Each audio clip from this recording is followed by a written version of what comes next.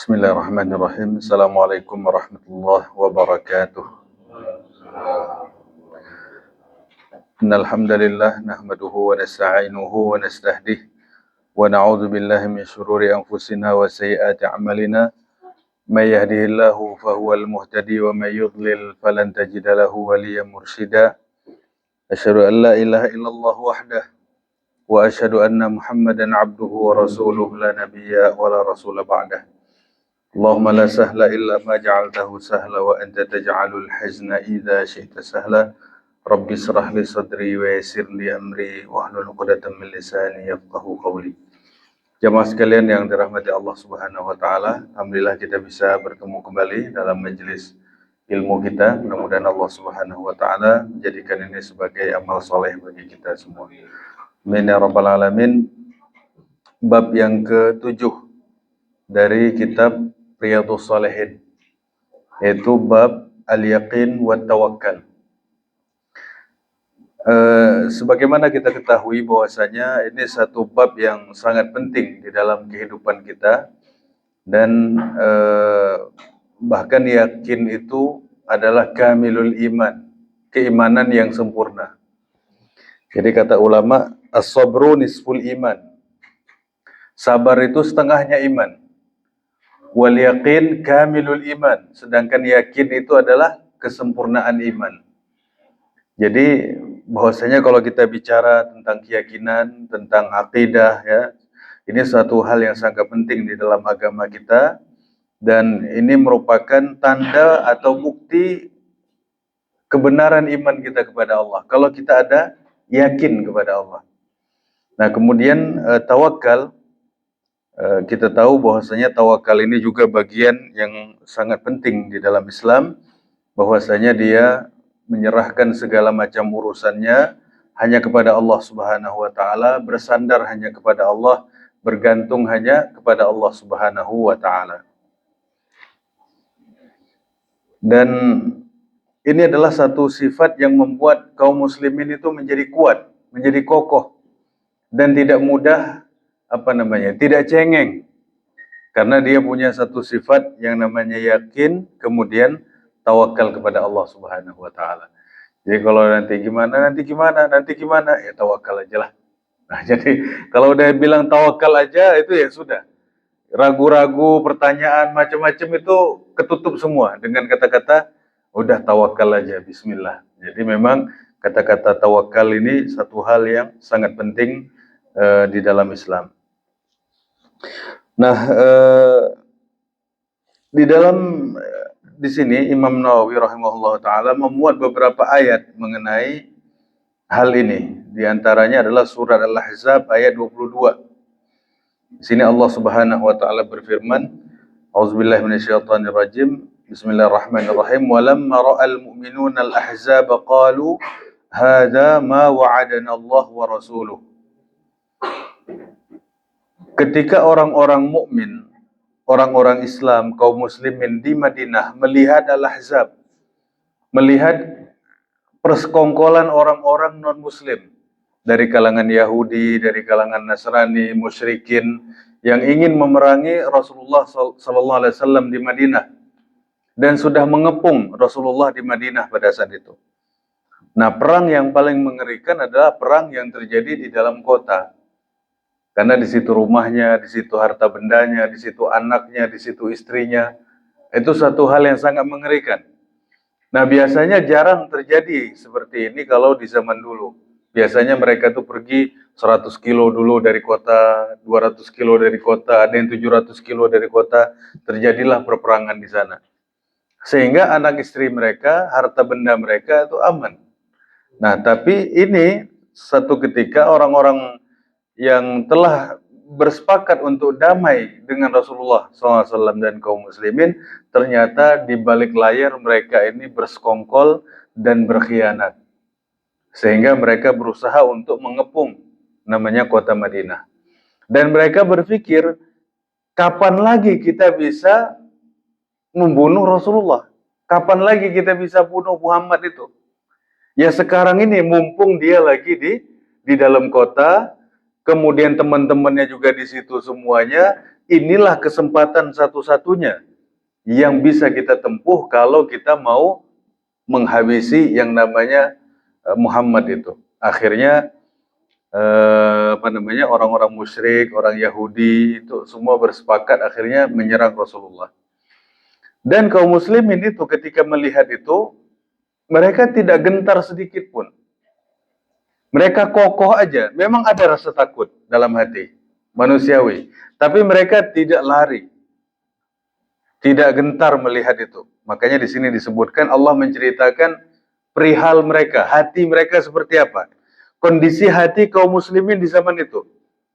Ya, kondisi zahir kita bisa lihat, sahabat bisa melihat dan bisa melaporkan kepada kita. Tapi kondisi hati orang, Allah yang menyampaikannya dalam ayat ini, walamma ra'al mu'minuna al-ahzab qalu hadza ma wa'adana Allah wa rasuluh. Ketika kaum muslimin melihat kelompok-kelompok yang besar yang ingin menyerang Madinah itu, mereka mengatakan ini yang dijanjikan Allah dan Rasulnya. Wa sadaqallahu wa rasuluh. Allah dan Rasulnya memang benar. Apa yang terjadi? Wa ma zadahum illa imanan wa taslima. Yang muncul dalam hati mereka adalah bertambah kuat iman mereka dan bertambah kuat mereka menyerahkan diri kepada Allah, atau yang disebut dengan tawakal. Jadi semakin terdesak orang, semakin tersudut orang, dia semakin kuat rasa ingin menyerahkan dirinya kepada Allah Subhanahu wa taala. Nah, makanya kalau kita lihat antara doa orang yang dalam keadaan sulit dengan doa orang yang dalam keadaan lapang itu berbeda sekali. Ya, kalau dalam keadaan sulit orang berdoa sampai nangis-nangis, sampai ya Pak ya. Sujudnya setengah jam juga belum angkat itu. Ya. Tapi belum naik-naik ya, sujudnya sampai lama banget. Tapi kalau lagi banyak duit, nah sujudnya jangan lama-lama. Ya. Jadi sholatnya pun nanti disingkat aja kalau perlu. Jadi bacanya yang ringkes-ringkes aja. Nah, tapi itulah orang kalau dalam keadaan sulit itu biasanya imannya semakin kuat, kemudian tawakalnya semakin tinggi. Nah, kemudian di dalam surat Ali Imran juga diceritakan bahwasanya alladzina qala lahumun nas innan nasa qad jama'u lakum fakhshawhum. Di dalam satu perperangan, perang Badar kalau tidak salah saya, orang-orang berkata innan nasa qad jama'u lakum fakhshawhum. Orang-orang itu setelah berkumpul ingin menyerang kalian. Fakhshawhum. Takutilah mereka. Mereka itu udah sepakat mau menyerang kita, takutlah kalian dengan orang-orang itu. Fazadahum imana. Yang tumbuh dalam hati mereka bukan rasa takut, yang tumbuh malah rasa iman. Wa qalu hasbunallah wa ni'mal wakil. Mereka hanya berkatakan hasbunallah wa ni'mal wakil. Cukuplah Allah sebagai penolong dan Allah itu sebaik-baik pelindung. Jadi kaum muslimin ini tawakalnya tinggi, menyerahkan dirinya kepada Allah tinggi. Kemudian kalau mereka ditakut-takutin, mereka hanya mengatakan hasbunallah wa ni'mal wakil. Itu yang enaknya orang Islam, luar biasa. Ya, istimewanya orang Islam, nggak ada rasa takutnya. Nah, kemudian hadiahnya dari Allah, fanqalabu bi ni'matin minallah. Lalu mereka kembali dengan membawa kenikmatan dari Allah wa fadl, dan karunia yang besar dari Allah Subhanahu wa taala. Nah, jadi ini semua menunjukkan bahwasanya dalam kondisi sempit kita nggak punya pilihan lain. Dalam kondisi sulit kita nggak punya pilihan lain kecuali yakin kepada Allah, kemudian kita kuatkan tawakal kita kepada Allah Subhanahu wa taala. Jangan sampai gugup, jangan sampai panik, ya, jangan sampai update status, ya. Itu orang dah nggak ada kerjaan lain tuh. Jadi orang dalam keadaan diuji Allah Subhanahu wa taala, harus banyak ngadunya kepada Allah. Harus banyak bicaranya kepada Allah, harus banyak komunikasi dengan Allah Subhanahu wa taala. Komunikasi dengan manusia kadang-kadang hanya tidak membuahkan hasil, kadang-kadang hanya menambah beban kita saja. Ya. Tambah pusing ya. Atau tambah banyak orang gosipin kita. Itu kalau kita urusan dengan manusia. Nah, kemudian di dalam surat Al-Furqan, Allah Subhanahu wa taala berfirman, "Wa tawakkal 'alal hayyil ladzi la yamut." Hendaklah kalian bertawakal kepada Rabb, kepada Zat yang Maha Hidup, yang tidak akan mati. Kita diperintahkan di dalam ayat ini untuk bertawakal hanya kepada Allah saja. Jangan bertawakal kepada harta benda yang kita punya. Jangan bertawakal kepada atasan kita. Jangan bertawakal kepada apa lagi? Hah? Istri. Oh, RT kita. Jangan bertawakal kepada manusia. Wa tawakkal 'alal hayyi. Al-hayyu, zat yang maha hidup, yaitu Allah Subhanahu wa taala. Karena kalau kita tawakal kepada makhluk, kita akan menyesal. Ya, akan menyesal dan kita pasti akan kecewa. Dan itu semua adalah satu perintah dari Allah Subhanahu wa taala agar kita jangan salah jalan dan hanya betul-betul kita bertawakal kepada Allah saja yang maha hidup. Nah, kemudian di dalam ayat yang lain, dalam surat At-Talaq, Allah menyebutkan wa may yatawakkal 'ala Allah fahuwa hasbuh. Siapa yang bertawakal kepada Allah, maka cukuplah bagi dia, enggak perlu yang lain. Ya, fahuwa hasbuh. Cukuplah Allah untuk kita jadikan sebagai tempat kita bertawakal kepada Allah Subhanahu wa taala. Sampai Allah menyebutkan udah cukup, berarti yang lain nggak perlu. Ya, berarti yang lain tidak perlu. Nah, ini yang kita yakini, bahwasanya memantapkan keyakinan kita kepada Allah, bertawakal kita kepada Allah, tidak mengandalkan harta benda, tidak mengandalkan manusia, tidak mengandalkan apapun, walaupun kita punya segalanya. Ya, walaupun kita punya segalanya, nggak boleh kita mengandalkan hal-hal itu, karena mengandalkan dunia itu sangat rapuh, sangat lemah. Nah, sehingga kita hanya diperintahkan bertawakal kepada Rabb yang telah menciptakan kita dan memiliki segalanya. Ya, jadi kalau kalau orang disebut tawakal itu levelnya udah paling tinggi. Ya, udah paling tinggi. Kadang-kadang dia seperti orang pergi ke perang Badar. Orang pergi ke perang Badar itu jumlah hanya 300 orang. Dan 300 orang pun niatnya itu nggak ikut perang. Niatnya itu bukan berperang, cuman menghadang aja. Terus yang dibawa apa? Yang dibawa ya parang, yang hari-hari lah. Laki-laki kalau di kampung bawa parang, bawa golok, kayak gitu. Bukan alat perang. Kuda pun hanya 2 ekor kuda. Onta pun hanya 2-3 ekor onta. Sisanya gimana? Sisanya jalan kaki. Ternyata yang datang dari kaum musyrikin yang dari Mekah datang 1.000 orang lengkap dengan alat senjata perangnya, dengan baju besinya, dengan panahnya, dengan tombaknya, senjata perang komplit. Ada orang-orang berkata, udahlah kita jangan bunuh diri lah. Ya, ada ngomong begitu, ada orang bicara begitu. Udahlah kita mending pulang aja, jangan bunuh diri. Nanti persiapkan dulu, baru kita perang. Rasulullah melihat ini orang kasak kusuk ngomong di belakang ini itu. Akhirnya Rasulullah memanggil para sahabat, mengumpulkan orang-orang yang 300 itu. Bagaimana menurut kalian? Bicaralah Miqdad, bicaralah Sa'ad. Jadi kata sahabat ini, wahai Rasulullah, jangankan ke Badar. Badar itu dari Mekah 150 kilo. Jalan kaki. Ya. Dan itu musim panas. Karena itu 17 Ramadan. Ya 17 Ramadan orang sana perang Badar. Nah, jalan kaki di musim panas, bulan puasa. Jadi bagaimana menurut engkau Miqdad? Kemudian kata Miqdad ini, jangankan cuman nyampe Badar. Kami diperintahkan ke Ethiopia pun kami jalan.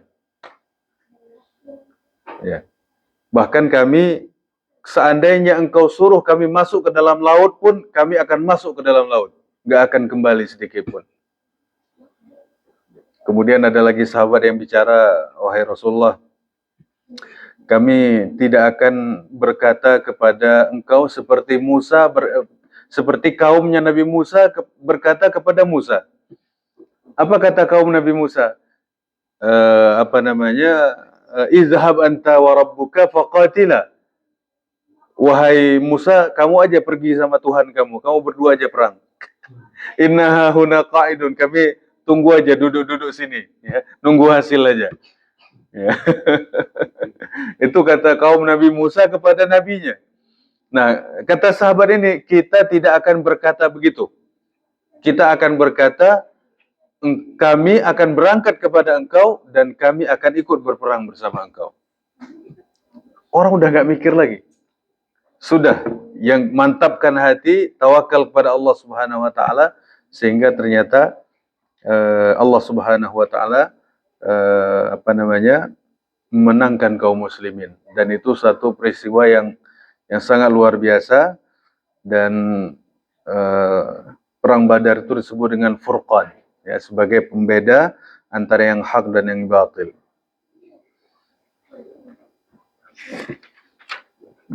Nah, kemudian di sini disebutkan satu hadis. Di sini banyak sekali ini hadisnya. Hadis yang pertama ini disebutkan bahwasanya dari Ibnu Abbas radhiyallahu anhu, kata Nabi, "Uridat alayyal umam." Diperlihatkan oleh Allah di dalam mimpi, ya, diperlihatkan oleh Allah kepadaku tentang umat-umat para nabi. Kata Nabi, kata Nabi Muhammad, ketika dalam mimpi itu aku diperlihatkan nabi-nabi terdahulu dan diperlihatkan para pengikutnya. Ya, orang-orang dulu itu siapa aja nabinya dan diperlihatkan siapa pula pengikutnya. Kata Nabi, "Fara'aitun nabiyya wa ma'ahu ruhait." Aku melihat seorang nabi, pengikutnya nggak nyampe 9 orang. Nabi, Pak. Ya, bukan ustadz nih, ya. Bukan mubalek, ya. Bukan bukan dai, bukan, nabi. Pengikutnya nggak nyampe 9 orang. Wan nabi wa ma'ahu rajulun wa rajulan. Ada pula nabi yang pengikutnya cuma 1-2 orang. Luar biasa. Wan nabi wa laysa ma'ahu ahad. Dan ada nabi itu nggak ada pengikutnya satupun. Jadi kalau pengajian isinya 10 orang, alhamdulillah. Ya. 20 orang, 30 orang, itu masih untung kira, Pak. Ya, alhamdulillah. Itu Nabi dulu aja ada yang nggak ada pengikutnya. Ada yang 2 orang, ada yang 10 orang, ada yang 9 orang. Nah, idrufi'ali sawadun azim. Lalu diperlihatkan kepadaku jumlah manusia pengikut yang sangat banyak. Fara'aitu annahum ummati. Aku kira, kata Nabi Muhammad, itu adalah umatku karena jumlahnya banyak banget. Faqila li hadza Musa wa qaumuh. Dikatakan kepadaku ini adalah Musa dan kaumnya. Banyak banget, kata Nabi, pengikutnya. Walakin unzur ilal ufuq. Coba lihat di ufuk itu. Di satu sisi yang lain. Fanazartu fa idza sawadun azim. Aku lihat lagi jumlahnya lebih besar. Faqila li unzur ilal ufuqil akhar. Coba lihat ke sisi yang lain. Kata Nabi, fara'aitu sawadun azim. Aku lihat jumlahnya lebih besar daripada yang kedua. Kemudian kata Nabi, hadhihi ummatuk. Yang terbesar itu adalah umatmu, wahai Muhammad. Wa ma'ahum sab'una alfan yadkhulunal jannata bighairi hisabin wala azab. Dan di antara mereka itu ada 70.000 orang yang masuk surga tanpa hisab, tanpa azab. Ya, masuk surga tanpa hisab, tanpa azab. Kalau kalau masuk surga pakai hisab banyak, ya. Paling banyak orang masuk surga dengan hisab. Tapi yang istimewa ini masuk surga tanpa hisab, tanpa azab. Summa nahab. Kemudian beliau bangun. Tadi ngobrol di masjid bersama para sahabat. Setelah ngomong di antara umat yang banyak itu ada 70.000 masuk surga tanpa hisab, tanpa azab. Habis ngomong gitu, Rasulullah langsung pulang. Enggak menyebutkan siapa orangnya itu. Kemudian para sahabat itu kayak menerka-nerka, nebak-nebak. Kemudian bisa jadi mereka itu adalah orang-orang yang bersahabat dengan Rasulullah. Ada juga sahabat yang mengatakan barangkali mereka itu adalah orang-orang yang lahir dalam keadaan Islam dan mereka tidak mensyirikatkan Allah. Ya, namanya nebak. Para sahabat menyebutkan beberapa jawaban. Kemudian setelah Rasulullah masuk tadi, Rasulullah balik lagi ke masjid dan Rasulullah bertanya, "Malladzi takhuduna fih?" Apa yang kalian bicarakan tadi? Kata Nabi, fa akhbaruh, para sahabat menceritakan. Faqal, lalu Rasulullah menyebutkan yang 70.000 itu adalah hum alladzina la yarqun. Mereka itu adalah orang-orang yang tidak meruqyah, wala yastarqun, dan tidak minta untuk diruqyah, wala yatatayyarun, dan mereka tidak mengundi nasib. Kemudian wa ala rabbihim yatawakkalun, dan mereka hanya bertawakal kepada Allah. Faqama Ukasyah, ada seorang sahabat namanya Ukasyah bin Mihsan. Dia berkata, "Wahai Rasulullah, tolong doakan saya supaya saya masuk yang 70.000 itu." Ya. Yang mau yang jalan pintas itu. Kata Nabi, engkau bagian daripada itu. Kemudian datang orang lain lagi, namanya Ukasyah. Yang diterima tadi Ukasyah. Datang orang lain lagi, Rasulullah, saya juga mau dong. Kata Nabi, kamu udah keduluan Ukasyah. Udah habis jatahnya. Nah, jadi ini hadis tentang tawakal. Nah, jadi tadi orang-orang yang masuk surga tanpa hisab, tanpa azab itu satu, para ulama mengatakan kalau meruqyah itu boleh. Karena Rasulullah itu juga diruqyah oleh istrinya Aisyah radhiyallahu anha. Kalau tidak boleh, pasti Rasulullah sudah mencegahnya. Ketika Rasulullah sakit, yang meruqyah Rasulullah siapa? Istrinya sendiri. Jadi ibu-ibu harus tahu ruqyah. Kalau suaminya sakit, pegang kepalanya, ukhruj. Keluarlah wahai setan. Jadi ketika Rasulullah sakit, yang Rasulullah demam itu, yang wafat, bagaimana caranya? Aisyah membacakan surat-surat pendek, Al-Ikhlas, An-Nas, Al-Falaq. Aisyah yang membacakan. Lalu istri Nabi itu, Bunda Aisyah itu, setelah beliau membaca, meniupkan bacaan itu ke tangan Rasulullah. Ditiupkan begitu. Setelah itu barulah beliau memegang tangan Rasulullah untuk diusap ke tubuh beliau sendiri, ke tubuh Rasulullah. Kenapa nggak pakai tangan istrinya saja? Kata Aisyah, tangan Rasulullah lebih banyak berkahnya. Berarti tangan-tangan orang ini beda, Pak. Ya. Tangan-tangan orang ini beda. Makanya ketika istri Nabi membaca, beliau tidak membaca lalu diusapkan ke jasad Nabi, tidak. Beliau hanya baca tapi ditiupkan ke tangannya Rasulullah. Lalu Rasulullah mengusap seluruh badan itu. Ketika ditanya kenapa? Karena tangan Rasulullah lebih banyak berkahnya. Nah, maksudnya adalah kalau ruqyah itu tidak dibolehkan, Aisyah sendiri meruqyah. Bahkan Rasulullah menyebutkan dalam hadis yang lain tentang ruqyah ini, siapa yang bisa memberikan manfaat kepada saudaranya, maka hendaklah dia melakukannya.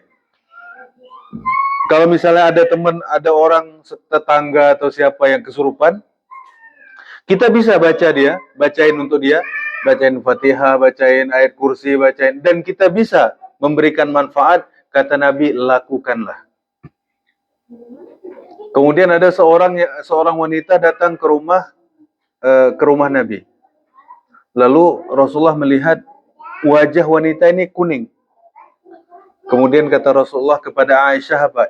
Iqra'i 'alaiha. Bacakan ayat-ayat kepada wanita ini. Karena wanita ini sedang terkena penyakit ain. Jadi Rasulullah memerintahkan istrinya untuk membacakan. Berarti kalau nggak boleh meruqyah nggak mungkin.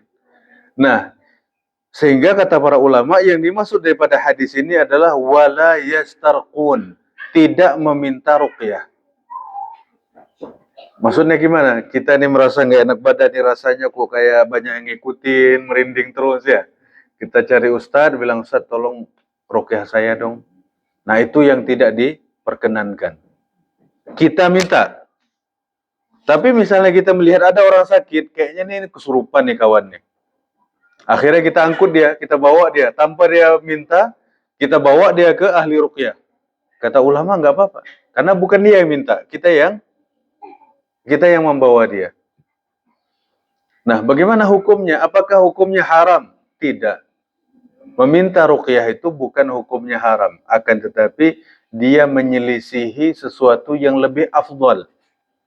Lebih afdalnya adalah tidak meminta. Kenapa? Karena meminta ruqyah itu dikhawatirkan ada keterikatan hati kita dengan peruqyah. Nanti sakit kepala dikit, ingat Ustadz tuh. Ya, masuk angin dikit, ini ruqyah Ustadz nih. Jadi ada ketergantungan hati kepada manusia. Nah, itu mengurangi sifat tawakal. Jadi sebenarnya satu hal yang diperbolehkan, akan tetapi sebaiknya tidak meminta karena dikhawatirkan akan mengurangi tawakal kita kepada Allah Subhanahu wa taala. Emang kalau kurang tawakalnya gimana? Ya nggak masuk lagi dalam golongan itu. Ya. Kalau surga gimana? Ya insya Allah masuk ya kalau surga. Cuman yang masuk yang yang privilege ini yang agak susah ya, ada syarat-syaratnya. Nah, kemudian tadi wala yatatayyarun, tidak mengundi nasib atau percaya khurafat. Misalnya rumah nomor 14, nomor 13 ya, sial, itu khurafat. Itu merusak tawakal. Jadi apalagi misalnya, kalau orang Arab dulu, tatayyur itu berasal dari kata-kata tahir, yang artinya burung. Jadi orang Arab dulu, orang jahiliyah dulu, kalau mau safar, kalau mau pergi, apa yang dilakukan? Dia ambil satu burung, diterbangkan. Kalau burung itu lari terbangnya ke kanan, berarti bagus. Kalau larinya terbangnya ke depan, bagus. Tapi kalau belakang, oh jangan, sial nih kayaknya nih. Kalau ke kiri, sial nih kayaknya. Jadi nggak safar di hari itu. Kenapa? Karena burung itu tadi terbangnya tidak sesuai dengan apa yang mereka inginkan. Makanya disebut dengan tatayyur, mengundi nasib dengan burung itu. Nah, itu yang merusak tawakal pada Allah Subhanahu wa taala. Terus gimana? Ya safar bismillah, tawakaltu 'ala Allah. Safar aja. Nah, jadi kita kaum muslimin tidak meyakini ada sesuatu selain Allah yang bisa mendatangkan manfaat atau menolak madarat. Kita meyakini bahwasanya kebaikan itu semua datangnya dari Allah Subhanahu wa taala, dan keburukan itu mustahil terjadi tanpa izin Allah. Nah, kemudian disebutkan di dalam riwayat yang lain disebutkan wala yaktawun, dan mereka tidak melakukan kai, pengobatan dengan kai.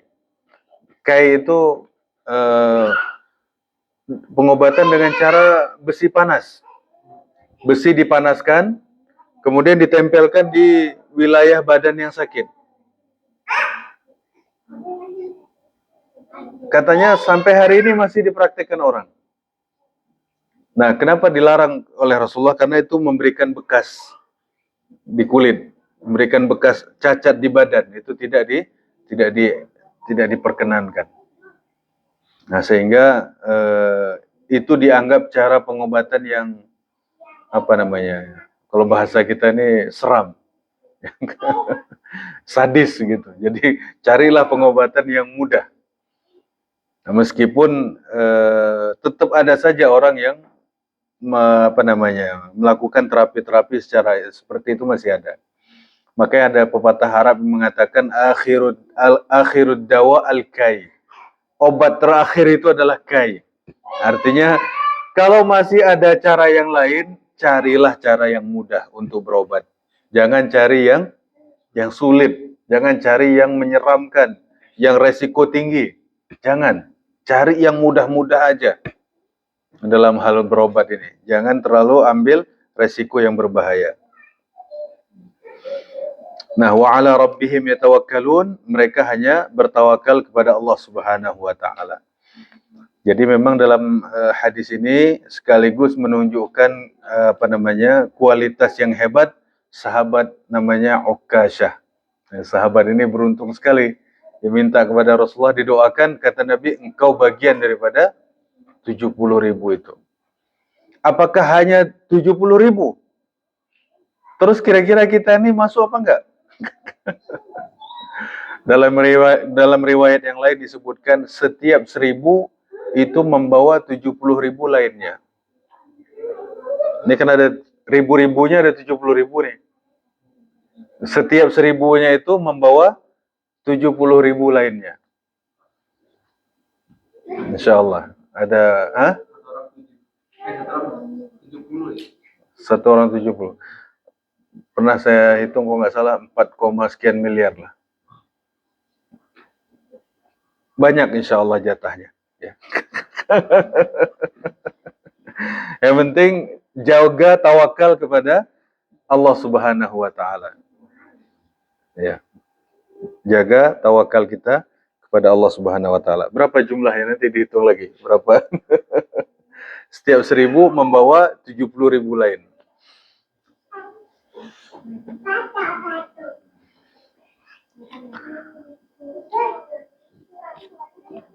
Nah, kemudian hadis berikutnya, hadis yang kedua masih daripada Ibnu Abbas. Bahwasanya Nabi SAW ketika hendak tidur beliau membaca Allahumma laka aslamtu wa bika amantu wa alaika tawakkaltu wa ilaika anabtu wa bika khasamtu. Allahumma inni a'udzu bi'izzatika la ilaha illa anta an tudillani antal hayyul ladzi la yamut wal jinnu wal insu yamutun. Ini doa tidur yang agak panjang, Pak.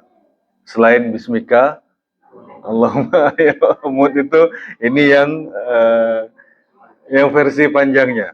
Tapi ini nilai tawakalnya sangat tinggi. Ya, Allahumma laka aslamtu. Ya Allah, aku menyerahkan diriku kepada Engkau. Wa bika amantu, dan aku beriman hanya kepada Engkau. Wa alaika tawakkaltu, dan aku hanya bertawakal kepada Engkau. Wa ilaika anabtu, dan aku hanya kembali kepada Engkau. Wa bika khasamtu, dan hanya dengan Engkau aku mengadukan segala macam perselisihan dalam hidup, dalam apa, hanya mengadukan kepada Allah. Dalam doa yang lain disebutkan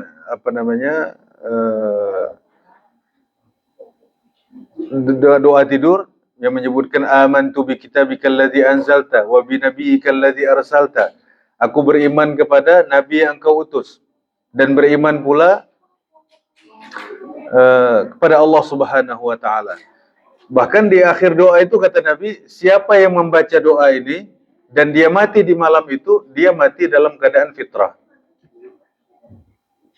Dia mengatakan, Allahumma inni aslamtu nafsi ilaika wa wajjahtu wajhi ilaika wa fawwadtu amri ilaika raghbatan wa rahbatan ilaika la malja'a minka illa ilaika amantu bi kitabika allazi anzalta wa bi nabiyyika allazi arsalta.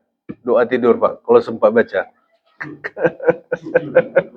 Versi yang agak panjang dikit ya. Jadi nggak bisa tidur.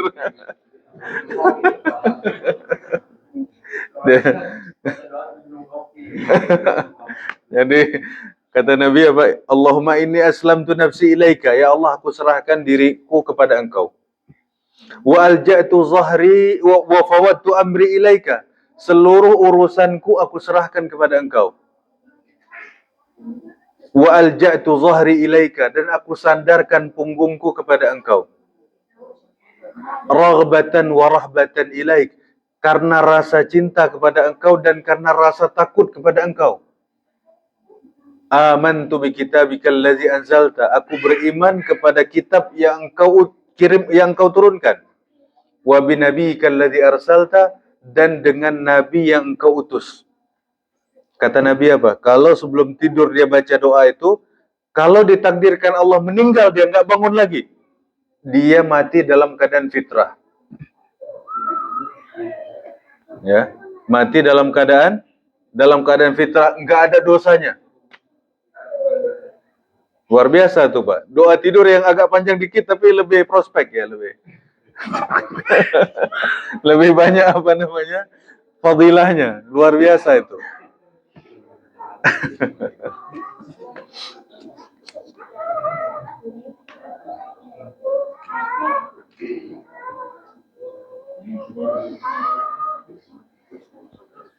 Nah, di dalam doa itu tadi ada menyebutkan wa fawwadtu aslamtu nafsi ilaika, aku serahkan diriku kepada Engkau, dan aku serahkan segala macam urusanku ini kepada Engkau. Siapa yang nggak punya urusan? Urusan hidup, urusan rumah tangga, urusan keluarga, urusan dunia, macam-macam nih kadang buat kita pusing. Kalau kita pikul sendiri. Tapi kalau kita bilang sama Allah, ya Allah, aku serahkan urusanku kepada Engkau. Waduh, tidur kita. Nyenyak tidur insyaallah, Pak. Bukan nggak jadi tidur ya.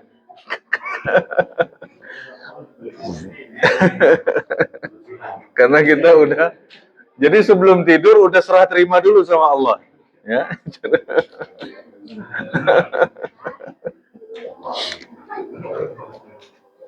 Nah, nanti tafadhol kalau mau dicari doanya, insyaallah banyak itu yang doa sebelum tidur yang versi yang lain.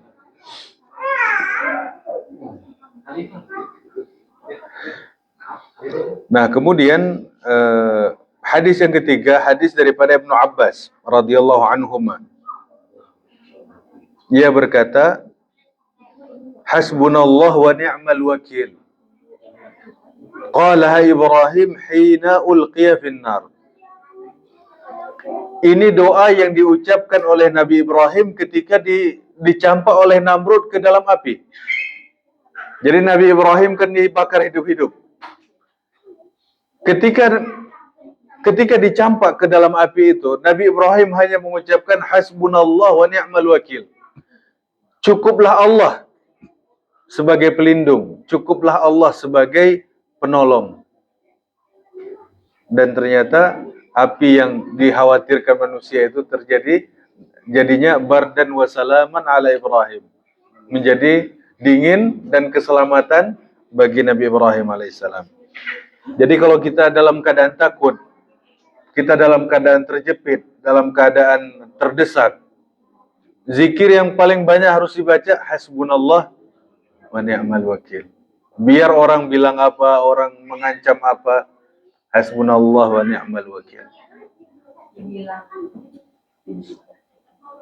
Atau kita baca la haula wala quwwata illa billah. Ya, la haula wala quwwata illa billah, atau hasbunallah wa ni'mal wakil.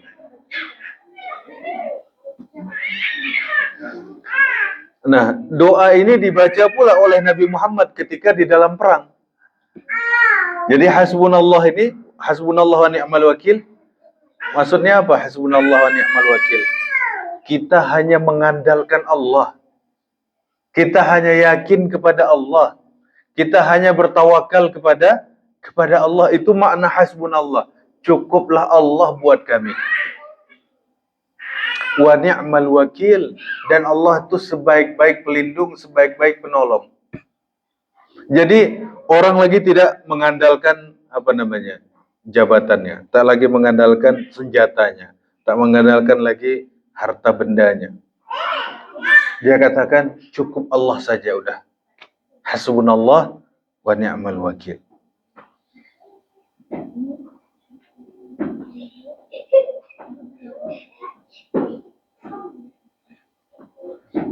Nah, kemudian hadis berikutnya, hadis daripada Abu Hurairah radhiyallahu anhu dari Nabi sallallahu alaihi wasallam, beliau bersabda, yadkhulul jannata aqwamun afidatuhum mithlu afidatit thair. Ada satu kaum yang masuk ke dalam surga, hati mereka itu seperti hati burung. Ya, bukan hatinya kecil, bukan. Burung itu, kata Nabi, dia keluar dari rumah dalam perut dalam keadaan lapar dan pulang di sore hari dengan perut dalam keadaan kenyang. Makanya nanti ada hadis yang menyebutkan, "Lau antum tatawakkalun 'ala Allahi haqqa tawakkuli." Seandainya engkau bertawakal kepada Allah dengan sebenar-benarnya takwa, la ruziqtum kama yarzuqut thair. Pasti kalian akan diberi rezeki oleh Allah seperti Allah memberikan rezeki kepada burung. Kalau tawakal kita benar, kata Rasulullah, kita dikasih rezeki oleh Allah seperti Allah kasih rezeki kepada burung. Bagaimana caranya? Kata Nabi, taghdu himasan wa taruhu bitana. Burung berangkat dalam keadaan lapar dan pulang dalam keadaan kenyang. Dan burung tidak pernah berpikir, simpan dulu nih buat sarapan. Ya. Ambil agak banyakan dikit, ditaruh di sarangnya, di sangkarnya buat besok. Kan nggak ada, Pak. Ya besok urusan lain lagi. Apakah nanti malam hari dimakan kelelawar atau apa, nggak peduli dia. Pokoknya besok lagi tawakal, bismillah, cari lagi. Nah, makanya burung ini semacam kiasan bahwasanya kaum yang masuk ke dalam surga itu adalah kaum yang sangat bertawakal kepada Allah. Sehingga mereka itu tidak punya sesuatu yang diandalkan sedikit pun di dunia ini. Hanya Allah saja. Dan ini memang untuk memantapkan tawakal ini tidak mudah. Ya, tidak mudah. Kadang-kadang kita kalau belum puja pegangan ya. Kalau belum ini belum itu belum berani kita. Tapi itulah luar biasa. Sampai Rasulullah menyebutkan orang-orang yang masuk ke dalam surga itu hati mereka seperti burung. Tingginya tawakal mereka kepada Allah. Dan menyerahkan dirinya mereka kepada Allah itu sampai pada titik yang paling tinggi.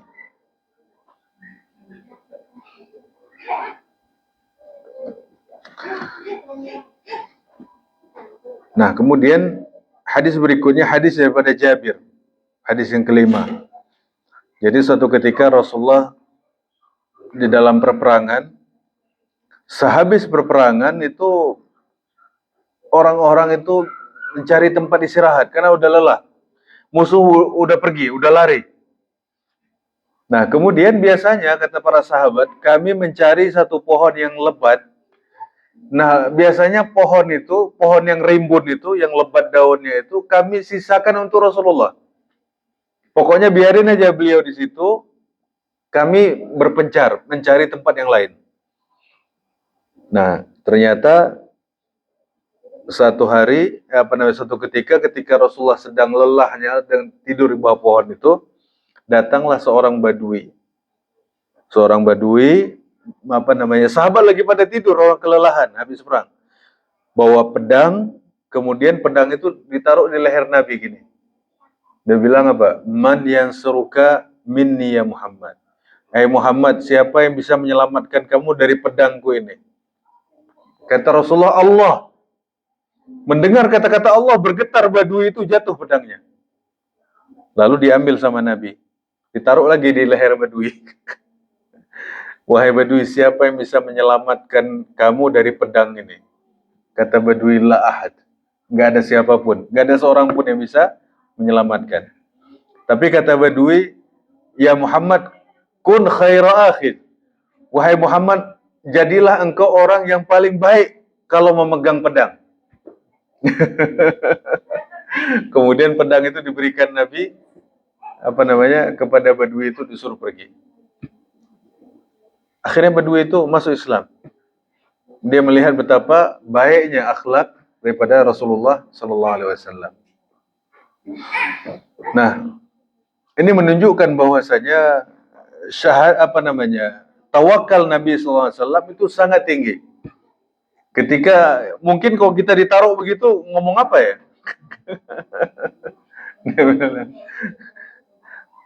Ada orang taruh pedang di leher kita, gimana? Siapa yang menyelamatkan kamu? Dia bilang, tolak kita. Tapi ketika Rasulullah mengalami itu, sedikit pun tidak tidak bergetar sedikit pun. Dengan mantap, dengan yakin beliau mengatakan, Allah yang akan menyelamatkan kita atau yang menyelamatkan aku dari pedang ini. Dan ternyata jatuh pedang itu, gemeter dia, diambil Rasulullah, ditaruh lagi. Siapa yang bisa menyelamatkan kamu? Dia bilang la ahad. Ya, tak seorang pun.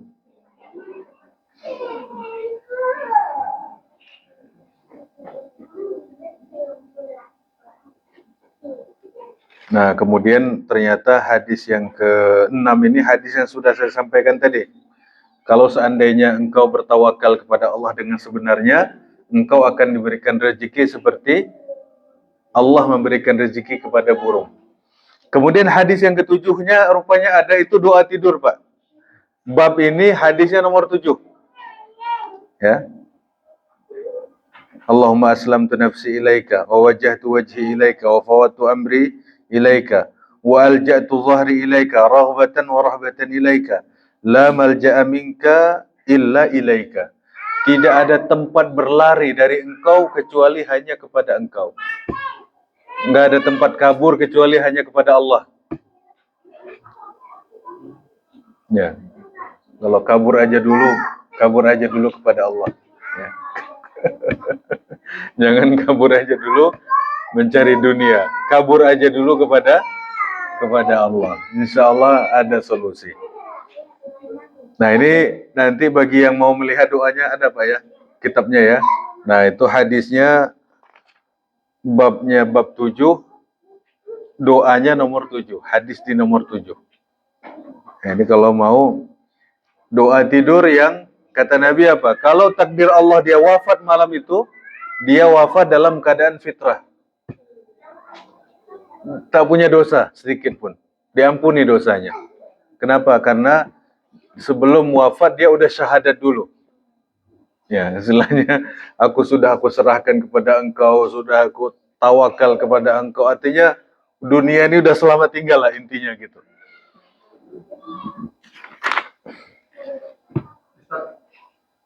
Ya. Ya, ini soal teknis ya. Ya, teknisnya adabnya kita suruh tawakal. Suruh usaha dulu. Ya. Ya, segala urusan. Ya. Setiap dalam masalah takdir, dalam masalah rezeki, dalam masalah apapun, Rasulullah tuh selalu berpesan, kata Nabi, i'malu, bekerjalah, fakullun muyassarun lima khuliqalahu. Segala macam takdir itu akan dipermudahkan oleh Allah untuk mendapatkan takdir yang sesungguhnya. Artinya bekerja, berusaha, segala macam itu akan mengantarkan kita kepada takdir yang sesungguhnya. Jadi kalau orang bilang malas-malas kerja, dia bilang menurut takdir saya. Kata Nabi enggak, kerja dulu.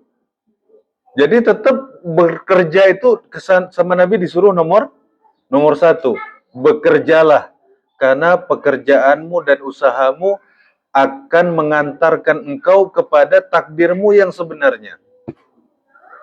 Jadi kalau dia santai, nggak ngapa-ngapain, bisa jadi itu bukan takdir dia yang sesungguhnya. Itu takdir malas aja itu. Takdir males, nongkrong duduk sana duduk sini. Tapi kalau dia ikhtiar maksimal berusaha, nanti takdir Allah yang sesungguhnya dia dapat. Ya, takdirnya yang sesungguhnya. Dan kalau kita lihat Rasulullah itu tawakalnya udah paling tinggi. Contohnya ketika perang, Rasulullah kumpulkan para sahabat. Ayo yang punya uang sedekah uang, yang punya makanan sedekah makanan, yang punya baju sedekah baju, yang punya kendaraan sedekah kendaraan. Itu kan ikhtiar. Supaya punya bekal, supaya punya uang, supaya punya makanan. Dan ketika perang, Rasulullah pakai baju besi 2 lapis. Ya enggak? Rasulullah itu manusia yang tawakalnya nomor 1 di dunia. Tapi kalau perang bajunya berapa? 2 lapis. Bukan baju kain, baju besi 2 lapis. Itu menunjukkan bahwasanya tawakal Rasulullah itu terbaik. Ya, tawakal terbaik. Nah, apa namanya? Kalau seseorang hanya mengandalkan sesuatu yang fisik, dia ini adalah orang yang lemah.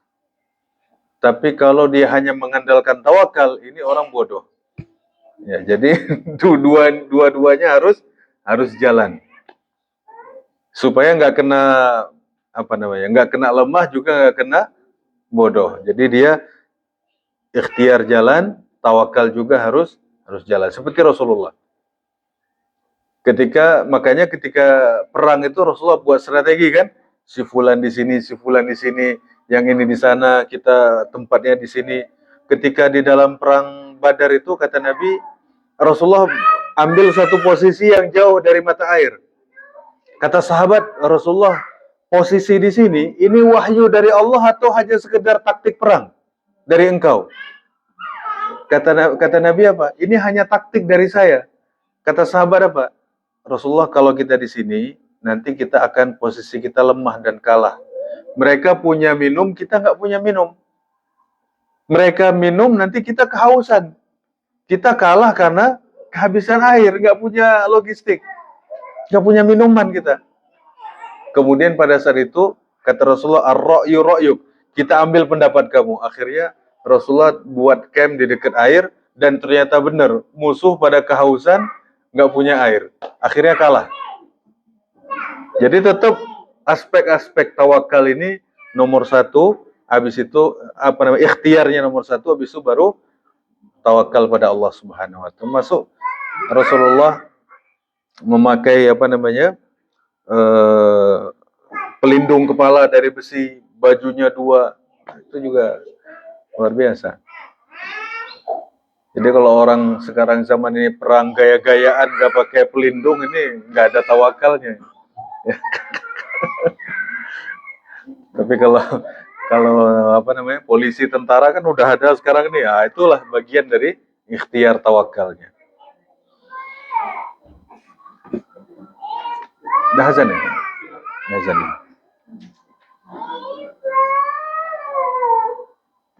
Satu lagi ini sedikit lagi. Ada 2 orang di zaman Nabi itu, yang 2 orang bersaudara. Satu bekerja, satunya ahli ibadah. Ibadah aja kerjanya. Nah, kemudian yang bekerja ini yang bekerja ini datang kepada Rasulullah. Rasulullah, saya ini bekerja capek, lelah. Tapi ini adik saya ini, dia santai-santai aja. Dia makannya dari rezeki yang saya cari itu. Gimana itu Rasulullah? Kemudian kata Nabi apa? Bisa jadi rezeki kamu itu dari saudaramu itu. Dia juga ikhtiar, barangkali ikhtiarnya doa. Mungkin apa namanya, la'allaka turzaqu bihi, kata Nabi, bisa jadi rezeki yang kau dapatkan itu dari si fulan, dari saudaramu itu. Jadi maksudnya apa? Kita tidak boleh hanya mengandalkan apa? Keahlian dan pekerjaan kita. Tawakalnya juga harus ada. Jadi dia satu saudaranya mengandalkan tawakal, yang satu lagi hanya mengandalkan usaha. Jadi kalau digabung jadi bagus. Ya. Semua itu ada ikhtiarnya. Dulu waktu di awal-awal di pesantren itu di komplek, jamaah itu komplain, ini kita untuk operasional masjid aja setiap bulan itu minus, boro-boro dibawa santri ke sini, katanya gitu.